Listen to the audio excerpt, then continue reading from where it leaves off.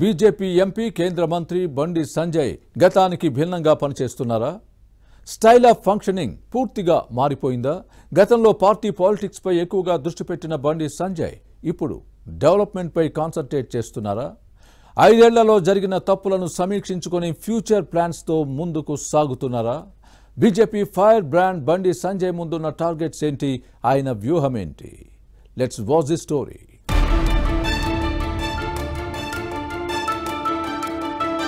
Karimnagar BJP MP కేంద్ర మంత్రి బండి సంజయ్ గతానికి భిన్నంగా వ్యవహరిస్తున్నారు.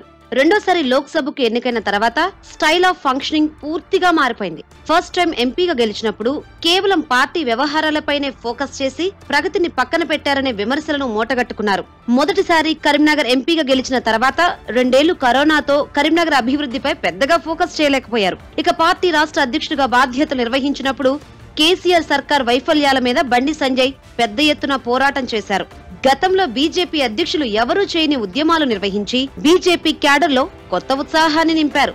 చిన్న పెద్ద సంఘటన అన్న తేడా లేకుండా రాష్ట్రమంతటా బండి సంజయ్ పర్యటించారు. తరువాత ప్రజా సంగ్రామ యాత్రతో జనంలోకి వెళ్లారు. దీంతో కరీంనగర్ అభివృద్ధిపై పెద్దగా దృష్టి పెట్టలేదన్న విమర్శలు వచ్చాయి. స్థానిక క్యాడర్ కు కూడా ఎక్కువ సమయం ఇవ్వలేకపోయానని పలు సందర్భాల్లో స్వయంగా ఒప్పుకున్నారు బండి సంజయ్.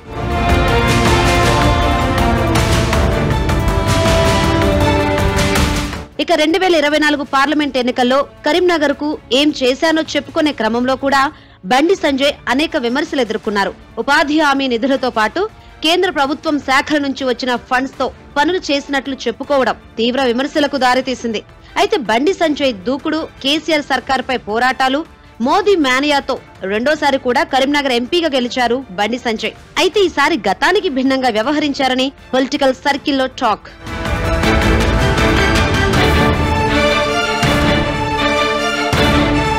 రెండోసారి ఎంపీ అయిన తర్వాత కరీంనగర్ సిటీపై బండి సంజయ్ ఫోకస్ పెంచారు. ఈసారి మున్సిపల్ కార్పొరేషన్ పై కాషాయ జెండా ఎగురవేయటమే లక్ష్యంగా పావులు కదుపుతున్నారు. వచ్చే మున్సిపల్ ఎన్నికల్లో ఇక్కడ మెజారిటీ కార్పొరేటర్లను గెలిపించుకోవడమే లక్ష్యంగా పెట్టుకున్నారు. దీంతో బీఆర్ఎస్ లో క్లీన్ ఇమేజ్ ఉన్న కార్పొరేటర్లపై దృష్టి పెట్టారు.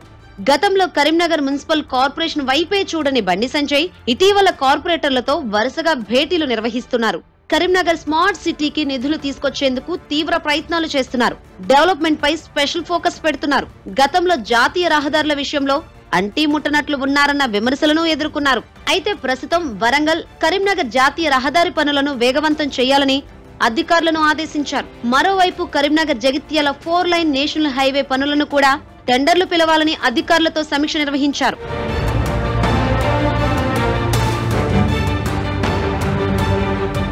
ఇలా డెవలప్మెంట్ తో పాటు ఇటు క్యాడర్ కు కూడా ఎక్కువ సమయం ఇవ్వాలని బండి సంజయ్ నిర్ణయం తీసుకున్నారన్న టాక్ వినిపిస్తుంది.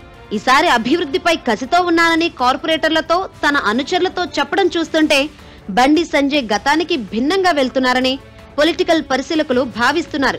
మొదటి దఫా ఎంపీగా పూర్తిగా దేనికి న్యాయం చేయలేకపోయానన్న బాధను సన్నిహితుల దగ్గర వ్యక్తం చేశారట బండి సంజయ్. అయితే రెండోసారి అలా కానివ్వకుండా పక్కా ప్లాన్ తో వెళ్తున్నారని టాక్. రాబోయే స్థానిక సంస్థల ఎన్నికలతో పాటు కరీంనగర్ పార్లమెంటు పరిధిలోని అన్ని మున్సిపాలిటీలో మెజారిటీ కౌన్సిలర్లు గెలిచేలా ప్లాన్ చేసుకుంటున్నారు బండి సంజయ్.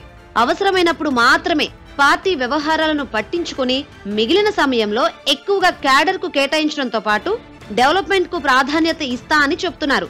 బండి సంజయ్ తన ప్లాన్స్ ను ఎలా వర్కౌట్ చేస్తారో చూడాలి మరి.